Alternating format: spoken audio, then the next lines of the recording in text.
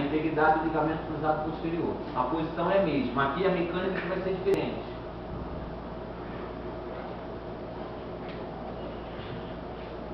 Então, olha só, se no anterior eu puxava, o que eu vou fazer no posterior?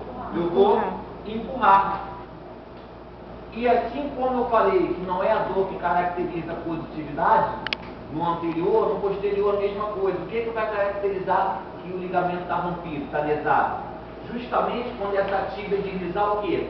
Posteriormente você vai perceber aqui na tuberosidade da tíbia que vai existir um degrau, porque essa tíbia ela vai entrar, ela vai posteriorizar e aqui você vai perceber uma depressão. Algumas literaturas chamam de degrau, você vai perceber que houve um ressalto aqui nesse osso. Por quê? A tíbia ela vai posteriorizar. Então, ó, se no anterior eu puxava, no posterior eu vou empurrar. Positivo, quando a tíbia escorregar e ficar uma depressão, um degrau, um ressalto aqui na parte anterior do joelho. Então, só você imaginar, se essa tíbia escorregou para trás, vai ficar uma depressão. Tudo bem?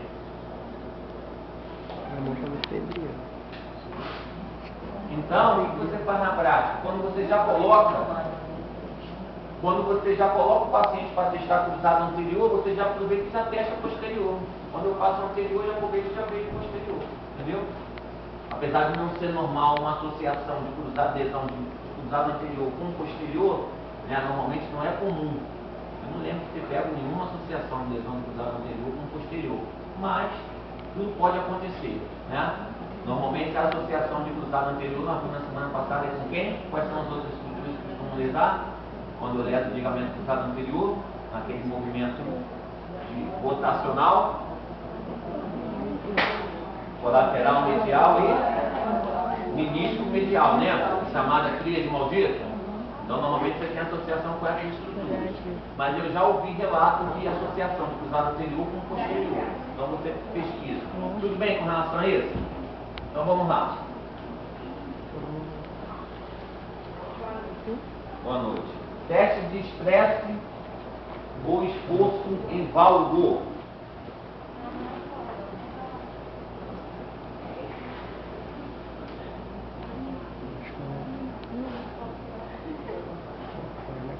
Quem é que lembra na semana passada, quando eu falei que quando a minha articulação sofre um esforço em valgo, qual é o ligamento que está sendo sobrecarregado, está sendo estressado? Quando a minha articulação... Lateral. Ligamento ou lateral? Medial ou lateral? Lateral. Medial. Aqui, ó. Valgo. Quem é que está tentando estabilizar medialmente? Ligamento ou lateral? Medial. Então, pelo nome do teste, quem é que vai ser testado? Ligamento colateral medial. Ali não está muito claro, mas me parece que essa perna está pendente. Tem algumas literaturas que trabalham com a perna pendente. Você faria esse teste, eu não te aconselho não, porque com a perna pendente, ao invés de você fazer um valgo, você vai acabar fazendo uma rotação medial do quadril e vai acabar te confundindo. Então eu prefiro que a gente orientar vocês como uma outra parte da literatura, o paciente em decúbito. Até porque eu já coloquei esse paciente em decúbito mesmo para poder testar os anteriores e o posterior, aproveita e faz um pacote todo. Então, o que é um esforço em valgo? Olha aqui, eu vou empurrar o fêmur para dentro e vou puxar a tíbia para fora. Já está sentindo uma pressão dentro do joelho, não é? Por quê? O seu ligamento está bem estável. Se eu forçar aqui, ó, eu vou acabar rompendo o seu ligamento colateral medial. Quando é que esse teste é positivo?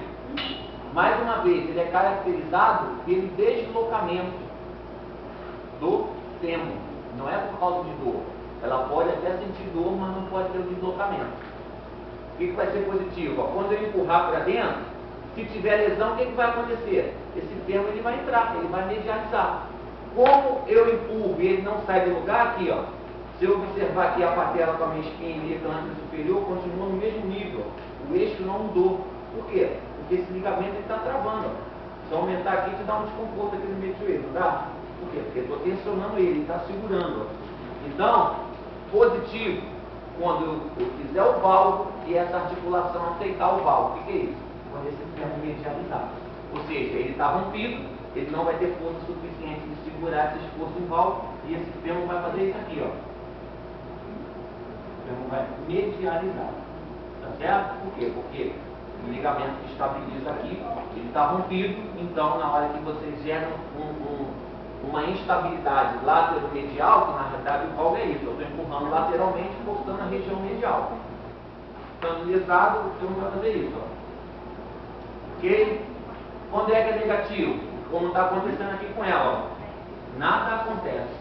Vocês vão fazer a prática daqui a pouco, vocês vão perceber que tem até uns colegas que têm até uma liberdade maior de movimento. Você puxa a perna aqui, vem mais para cá. Pode até vir aqui em cima da perna, mas o fêmur manteve o alinhamento, não tem lesão nenhuma.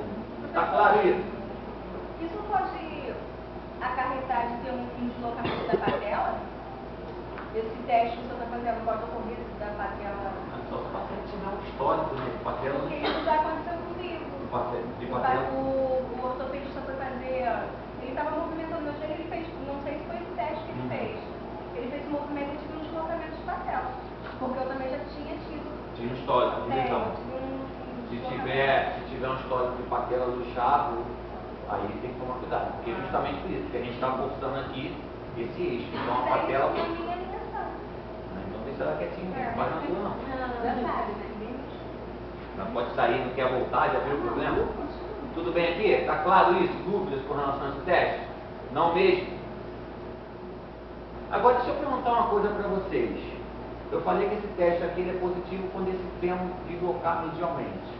Agora, no caso da Letícia, né? Não deslocou, não é isso? Está na mesma posição, né?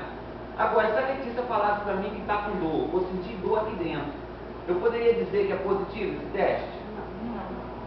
Pô, mas ela está com dor, o que pode ser aqui dentro também, medialmente? Pode ser menisco também aqui? Ou vamos dizer o seguinte, vamos supor que tivesse dado um pequeno grau de deslocamento e você não teve muita certeza de uma situação clínica real que acontece. Eu fiz o valgo, esse termo deslocou um pouquinho e ela sentiu dor ainda. Pô, senti essa dor aí que deu lá no dia. E aí? Eu afirmo que é colateral medial, menisco medial, com uma situação meio difícil, não fica? Não é um grau de Não. Não, pode até ser. Mas ela sentiu dor também. E aí, se a gente pensar que medialmente, nós falamos lá na semana passada, que o lateral medial e o menisco medial já acabam se misturando nessa lesão, né? Então, preste atenção nisso que eu estou falando. Daqui a pouco eu vou dizer para você o que vai acontecer. Tá? Quando acontece nesse caso, não houve um deslocamento importante, mas o paciente sentiu dor. E aí, o lateral medial, o menisco medial. Aí nós vamos fazer um teste daqui a pouco, que é o diferencial, é o divisor de águas. Tá? Muito profissional não faz esse teste, por isso que fica na dúvida. Esse teste aí conta no grau do joelho? Ah, sim, muito bom você ter falado.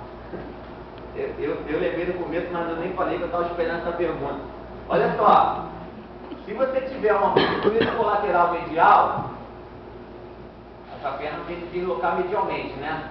Mas cuidado, tá? Porque se você fizer com a articulação estendida, não vai deslocar nada, ó. Tá até gritando aqui, né?